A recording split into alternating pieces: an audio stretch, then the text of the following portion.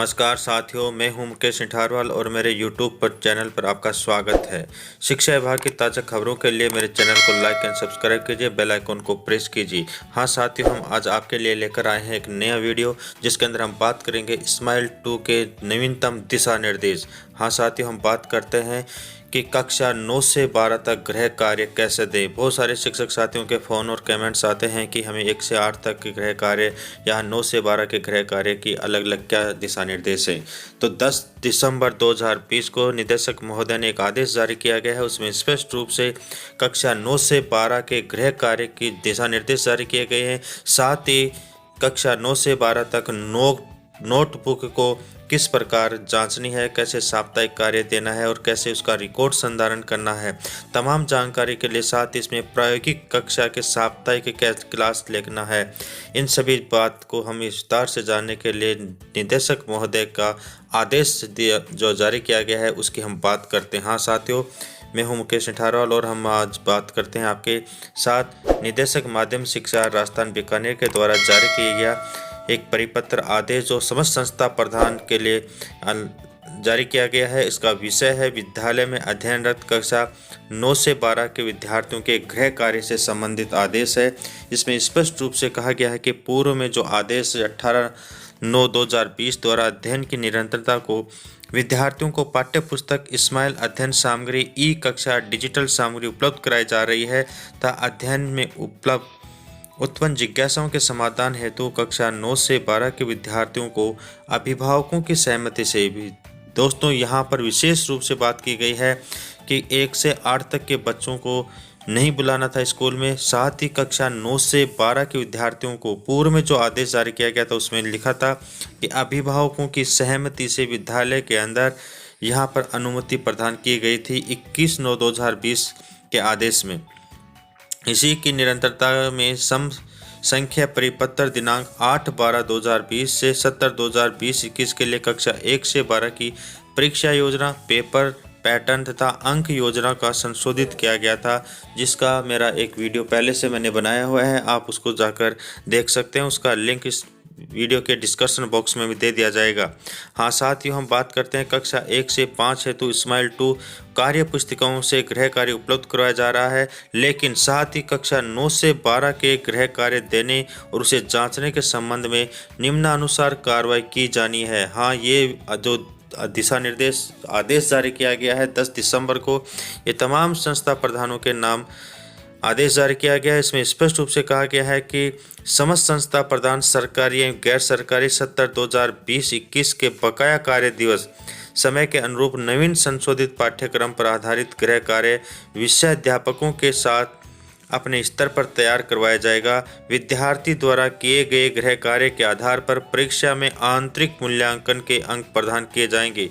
हाँ साथियों, यहाँ पर जो विशेष बात है कि अब की बार जो गृह कार्य दिया जा रहा है उस गृह कार्य के आधार पर आंतरिक मूल्यांकन के अंक प्रदान किए गए हैं। जो पहले के वीडियो में मैंने बताया है 20 + 80, तो 80 का लिखित परीक्षा होगी, 20 का जो आंतरिक कार्य है वह गृह कार्य के आधार पर होगा। बच्चों को नोटबुक संधारण करना होगा।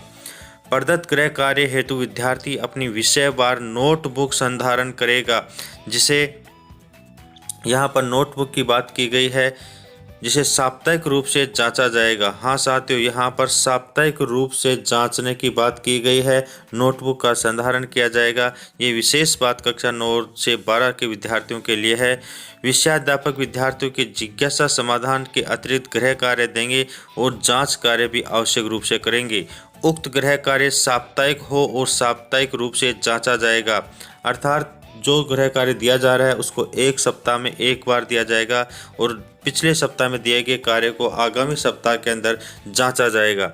गृह कार्य देते समय इस सत्र हेतु तय किए गए परीक्षा और पाठ्यक्रम का ध्यान रखा जाएगा। हाँ साथियों, यहाँ पर विशेष रूप से जो संशोधित पाठ्यक्रम है उसी के अंदर गृह कार्य देना है। परिपत्र में प्रस्तावित परीक्षा के संभावित समयावधि को ध्यान में रखते हुए पाठ्यक्रम को मासिक गृह कार्य में विभाजित कर लिया जाए, जिससे संपूर्ण संशोधित पाठ्यक्रम का गृह कार्य का अभ्यास मिल सके। यहाँ पर ये कहा गया है कि जो पूर्व में एक परिपत्र जारी किया गया था जिसमें 15 मई 2021 के बाद में बोर्ड परीक्षा आयोजित होने की बात कही गई थी और संशोधित पाठ्यक्रम जो जारी किया गया था उसी के आधार पर गृह कार्य को मासिक रूप से वितरित करके बांट लिया जाए, पाठ्यक्रम विभाजन कर लिया जाए और उसी के आधार पर संपूर्ण सिलेबस शेष सिलेबस में से गृह कार्य दिया जाए। कक्षा 11 व 12 के जिन विषयों में प्रायोगिक परीक्षा का प्रावधान है उन विषयों के विद्यार्थी जिज्ञासा समाधान हेतु विद्यालय आने के साथ प्रति सप्ताह एक प्रायोगिक अभ्यास कार्य भी करेंगे। यहाँ पर साथियों ये जो बिंदु दिया गया है विशेष बिंदु है और इसके अंदर जो प्रैक्टिकल सब्जेक्ट हैं उनके बच्चों को सप्ताह में एक बार आकर हमने प्रैक्टिकल के कार्य को भी अभ्यास कार्य किया जाएगा। साथ ही हम यहाँ पर बात करें संस्था प्रधान और विषयाध्यापक पारस्परिक समन्वय से गृह कार्य का विद्यार्थीवार रिकॉर्ड भी संधारण करेंगे। विद्यार्थीवार रिकॉर्ड संधारण की यदि हम बात करें इसका तात्पर्य यह है कि जो हम गृह कार्य दे रहे हैं वो जांच रहे हैं, जो नोटबुक तैयार की जा रही है उसका मासिक रिकॉर्ड इस प्रकार की व्यवस्थित हो कि जिससे कि हम उसको आने वाले अवलोकनकर्ता को दिखा पाएं। साथ ही संबंधित ब्लॉक जिले के अधिकारियों को इस्माइल 2 के तहत पर्यवेक्षण हेतु आवंटित विद्यालय के निरीक्षण के समय कक्षा 9 से 12 के गृह कार्य की प्रगति का पर्यवेक्षण भी करेंगे, क्योंकि 1 से 8 तक की जो पोर्टफोलियो फाइल हैं उनके साथ ही कक्षा 9 से 12 की नोटबुक को जांच कर देखा जाएगा कि इसमें इसका रिकॉर्ड है या नहीं है। बोर्ड या वार्षिक परीक्षा के आंतरिक मूल्यांकन का आधार गृह कार्य है। पहले के परिपत्रों में भी ये बात स्पष्ट कर दी गई थी और इस परिपत्र में भी स्पष्ट रूप से कहा है कि आंतरिक मूल्यांकन का आधार जो सत्रांक दिए जाते हैं वो अब की बार केवल और केवल गृह कार्य के आधार पर दिए जाएंगे। अतः सभी संस्था प्रधान यह सुनिश्चित करें कि विद्यालय के सभी विद्यार्थियों को सभी विषयों को गृह कार्य प्राप्त हो, उसे जांचा जाए। संस्था प्रधान सभी शिक्षकों विद्यार्थियों को नवीन संशोधित पाठ्यक्रम से भी अवगत कराया जाना सुनिश्चित कराया जाए। यह आदेश 10/12/2020 को माध्यमिक शिक्षा निदेशक महोदय बीकानेर से जारी किया गया था। दोस्तों आपके लिए ये वीडियो बनाया गया है। यदि ये वीडियो अच्छा लगा हो तो लाइक एंड सब्सक्राइब जरूर कीजिए। Thank you.